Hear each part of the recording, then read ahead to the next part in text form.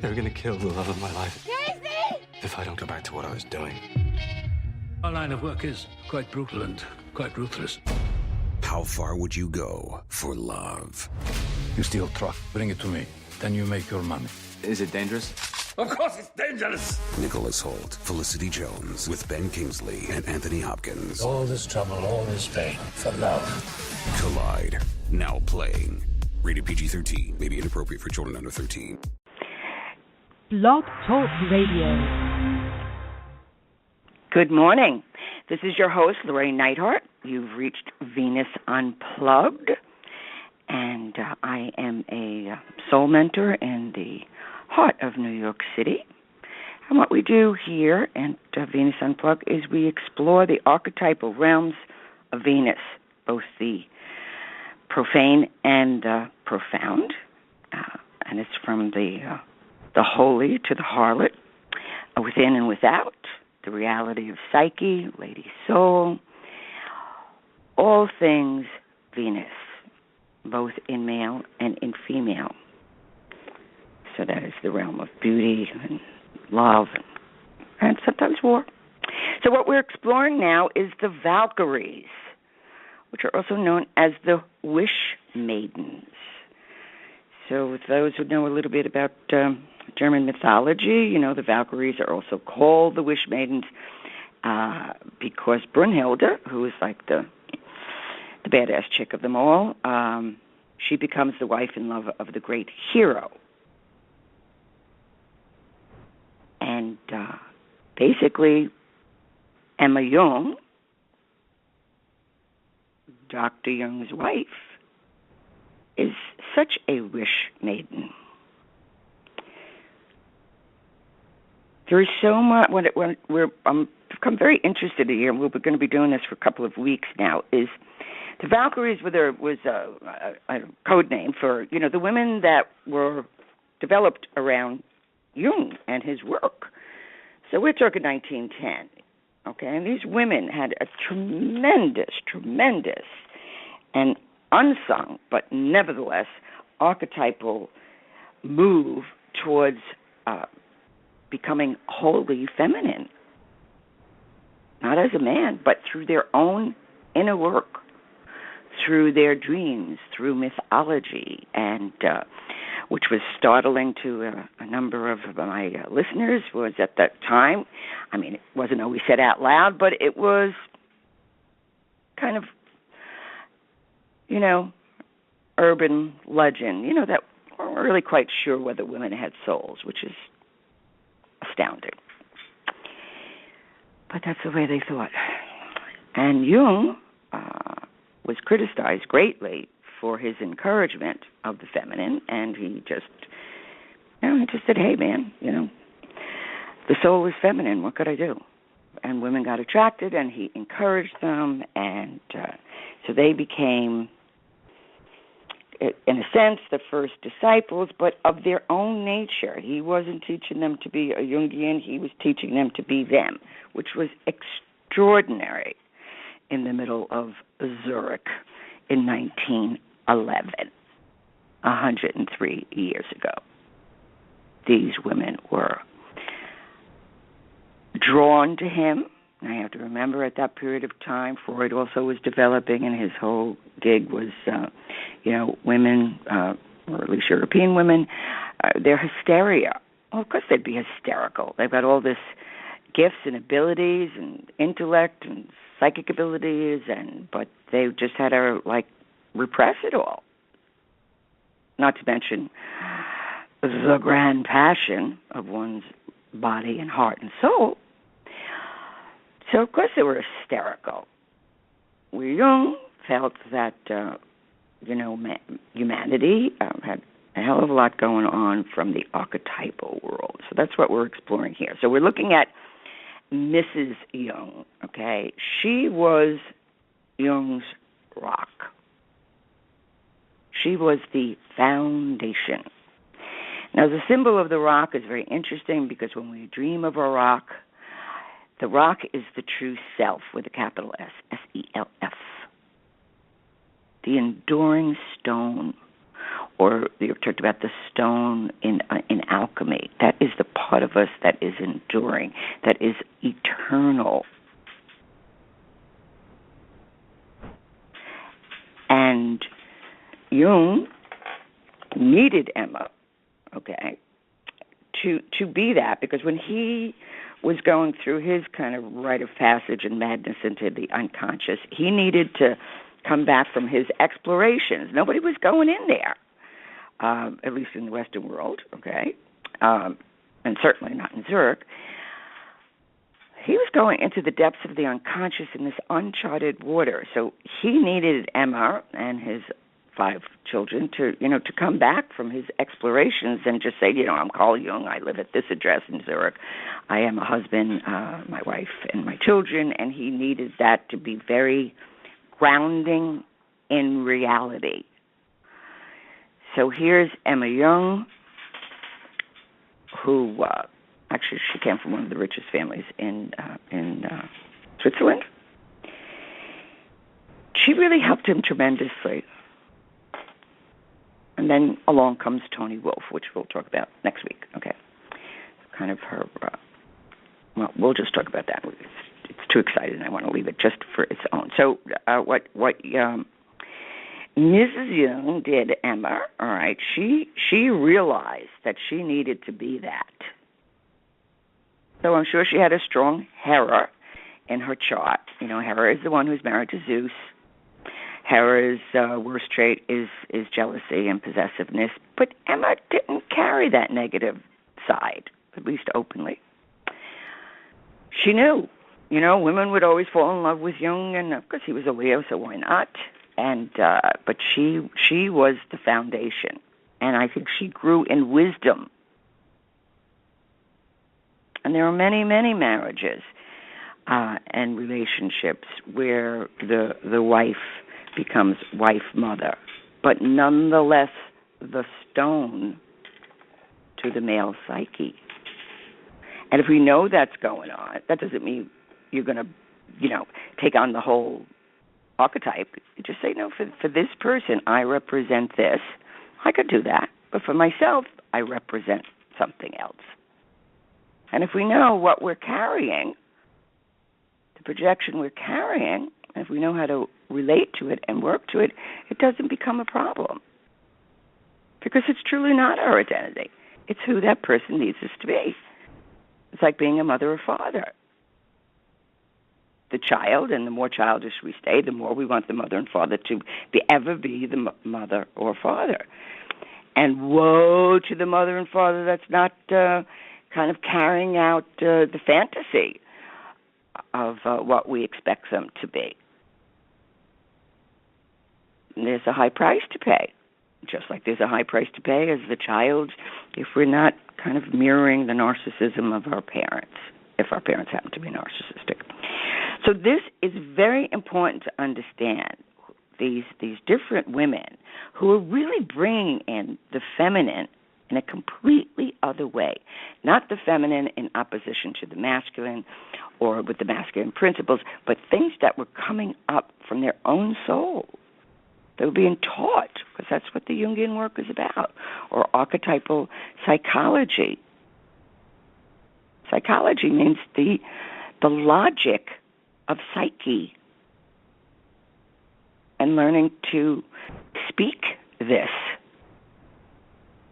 And this is what they did. And he gave them a platform. It first started with the what he called the Jung Club, okay, and the women would begin to develop their writing skills and speaking skills, and they would give talks to one another, and it was really quite exclusive. And Emma was she was the rock for many people. And then if someone was working with Jung doing an analysis, and they would have a dream about Emma, Jung felt that they should really work with her. So after, probably towards the end, of childbearing, okay, she was working all along, and then she became a therapist, and then she wrote Anima and Animus, many really fabulous papers on the male and the female. And, of course, the most important work was the Grail legend. She spent 40 years collecting information and data and on the Grail legend, and in 1955 she passed over, and so she was not able to complete that book.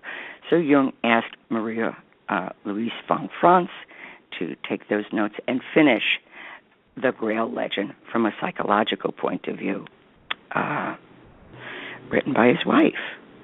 So these are things that we don't know. What also made Jung were these extraordinary women,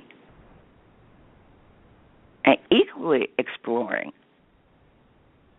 boundaries and attitudes and feelings and going against the collective. They found purpose, they found meaning, they found themselves, and many of them stayed on and, of course, became Jungians, and that's what we're exploring here with these different women, and what were they about? And also, what does it reveal about the Jungian therapy? Because it's coming from the unconscious. And last week, we talked about Mama Jung, Jung's mother, who he was very close to, obviously. She influenced a great deal in his work, but also she was very psychic. And her father, a grandfather, Jung, once a week, catch this, because Jung was always like, I really can, my mother is warm and human during the day, but at night she gets a little iffy, okay? And he sensed her deeply earthly connection, but at night she became the psychic, or she became the witch, she became aware of other realms. And then when you read about her childhood, it's like, oh, no wonder. So grandfather Jung, or was it Jung? What was his? It was his mother's father, was also a parson, and he would contact the dead once a week. He was very interested in the Hebrew writings and works of Zion, and so he was also aware of angels and demons, and would contact these as part of what he was interested in. And once a week he would contact his first dead wife. Kind of interesting. So we have some serious psychic energy going on here. And then as Jung's mother grew, which to me is like, whoa, man, talk about trippy. Her father, she would have to stand behind her father, while he was calling in these spirits and talking to the dead mother. Now, she's a kid. And anybody I'm sure he was trained to a degree, but these are not energies we play with. It's very easy to get possessed if you don't know what you're doing in the realms of the occult or in the realms of the dead. But she stood there to protect him, to protect her father in case any demons. So he knew he was fooling around with some stuff, but of course, obviously, it was part of who he was and what he was about. He was very interested in that. Of course, it was all hush-hush. And there were clairvoyants and mediums in Jung's family, and his first paper was on psychology of the occult. So, but he didn't go near it. He obviously used it, he respected it, but he didn't make it conscious to the collective or to the public because he wanted to be seen as a man of science. So here is his mother by day, mediatrix by night.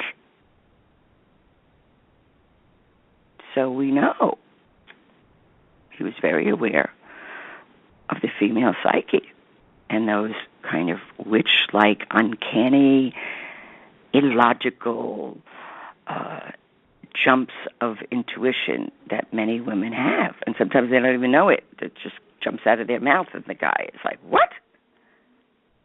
And since it's an intuitive, so we may not get it factually correct, but we certainly get the feeling of it. Well, somebody can lie to us and say, well, no, that's not really what happened. No, because that's factual, but we smell it, we sense it, the intuition, we jump. So he marries, obviously, Emma, who's not a witch by night. She's the mother. She is truly the mother of 5. She's also the mother of the Jungian work. She stabilizes him. She knows that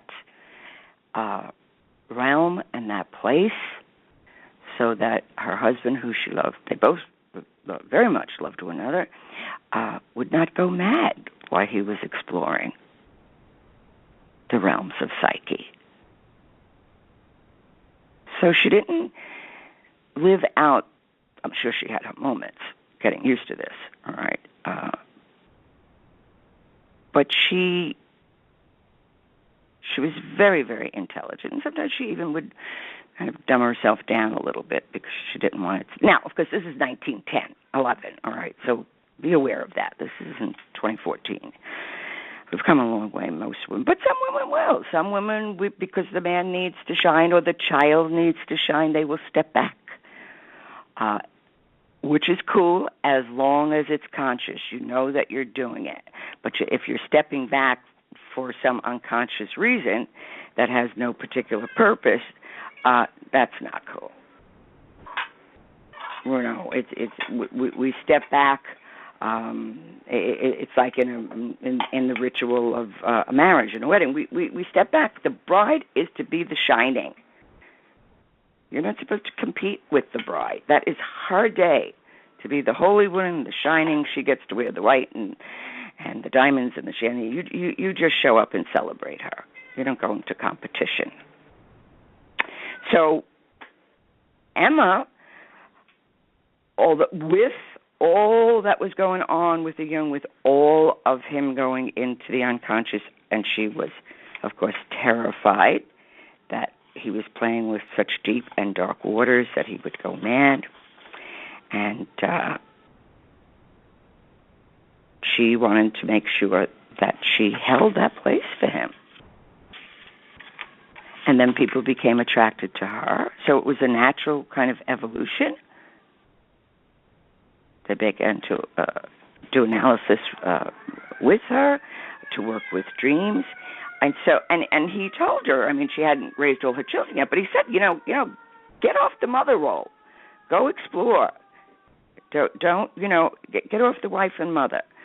You don't need to be just that. So, I mean, some people could feel that is like very harsh. I think it's kind of cool. He realized she was totally too identified, and he wanted her to grow as a person, which was quite extraordinary about him. So, you know, the Jungian work has deep roots, not in the movement of what, you know, being a feminist is, which I'm still not sure what that is. But, I mean, for me, it's like, you know, I play on the girls' team. I need to understand what the feminine means to me, not what it means to the external world. How does psyche relate to me? What are the laws within my own nature? What is true of my own nature? That's why I prefer being more cat than dog, because the cat is the archetypal symbol of the feminine. The cat does not betray its nature. But we can only know that nature through our own inner workings. We can get hints from art and literature and music and sound and dreams and myths and fairy tales and all of that, all right, with these great journeys into the psyche, you know, as is the Grail legend, which Emma Jung, like 30 years of notes, never got to write the whole thing. And when we look at the Grail legend, she's looking at it from an archetypal perspective.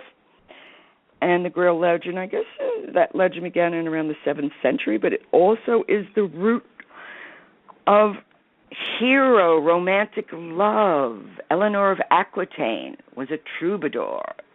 And the troubadours were the ones who wrote poetry and fought for their lady love, lady soul. And there was a whole court. Eleanor of Aquitaine developed the court of love, where we get many of our romantic ideals. So that was the first time in the history of humanity, at least in the Western world, that we begin to choose. And who's really choosing the beloved?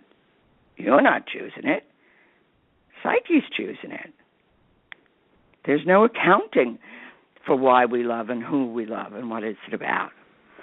We either say, like, okay, this is what it wants, so I'm going to do my best not to fight it. There is something about this person, whether it be a love or a tryst or a friendship, there's just something we need to trust that Psyche is picking this particular person.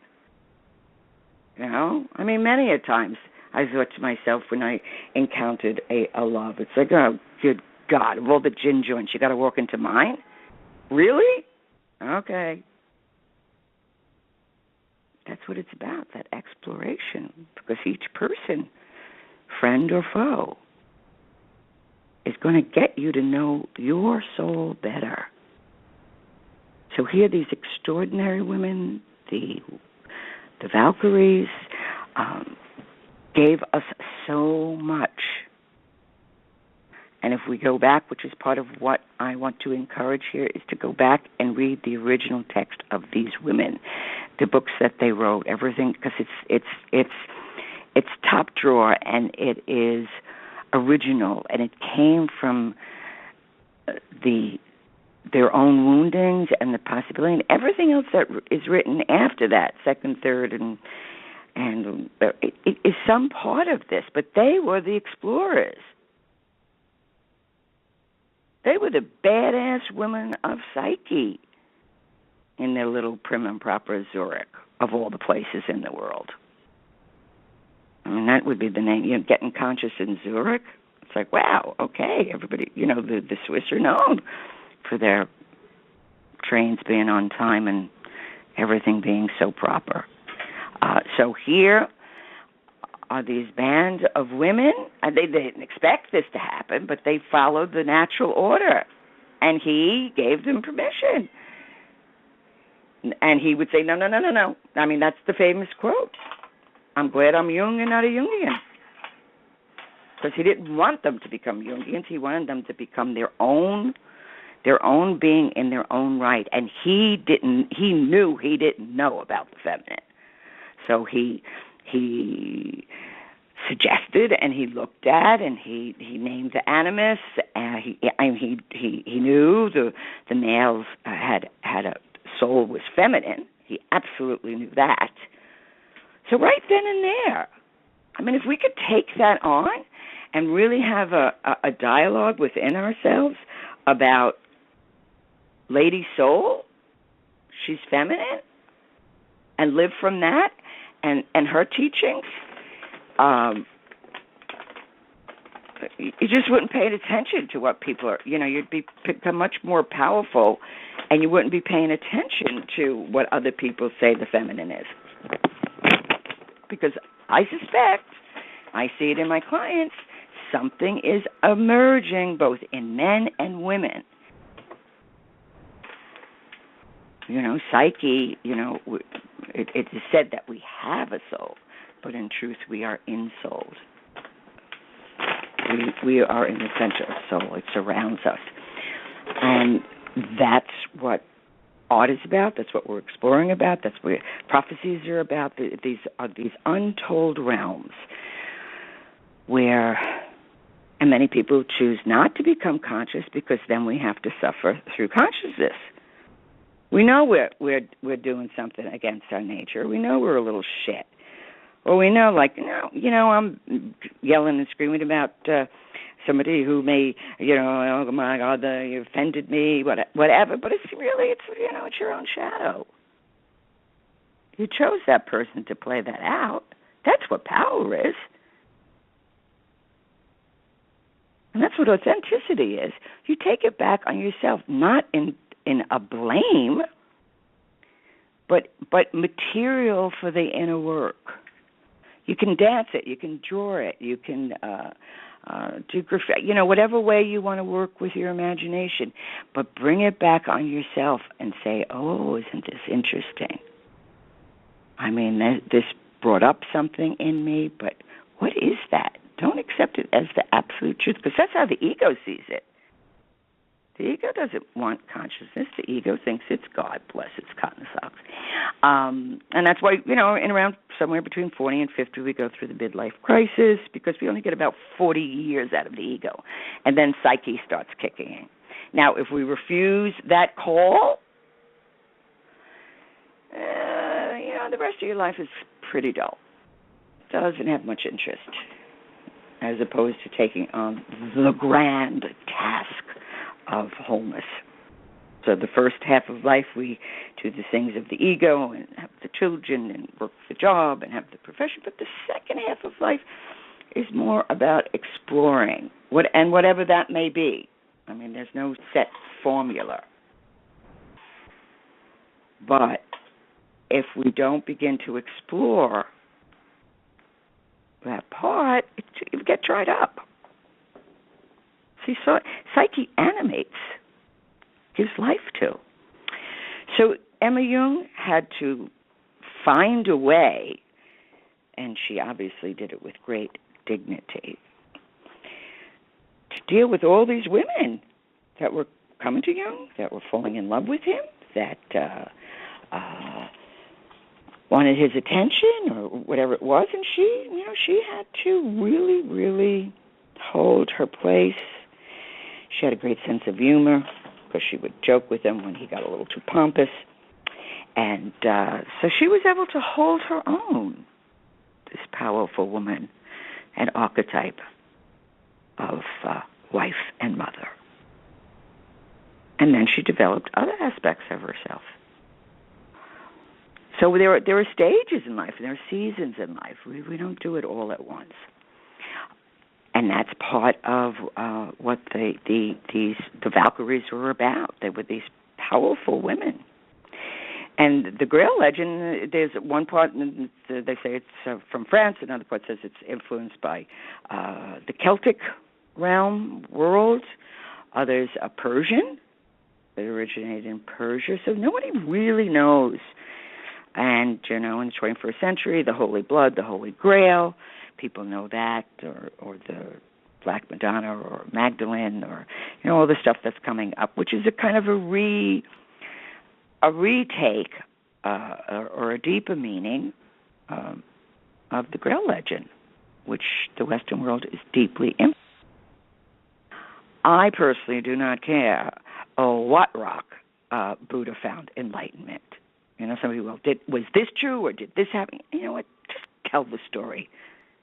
Let's watch the movie, okay? And speaking of movies, a modern-day version is The Fisher King. It's like a cult classic. So watch The Fisher King and see the Grail. How does it touch you? And not ask the men in our life to be our knight. Or if you're going to do that, know that you're asking the impossible from the beloved. It's your need to have a knight, or give him a task that he actually can accomplish. Don't set one another up. So next week is Tony Wolff, the Mistress Lover. So let's see, this is on iTunes. You can download this on iTunes, and the more you listen, the more I want to do this. So listen and tell people about it. Have a marvelous week. Bye-bye. Progressive presents Mindfulness with Flow. You are a mighty fortress of supreme knowledge. Progressive Direct has not only revealed their rates, but those of their competitors. If you were any more in the know, you would be drowning in, the know. Compare Progressive Direct rates with competitors' rates, because knowledge is power. Visit Progressive.com. Progressive Casualty Insurance Company and Affiliates. Comparison rates not available in all states or situations. Prices vary based on how you buy. Vary based on how you buy. Vary based on how you buy. Vary based on how you buy.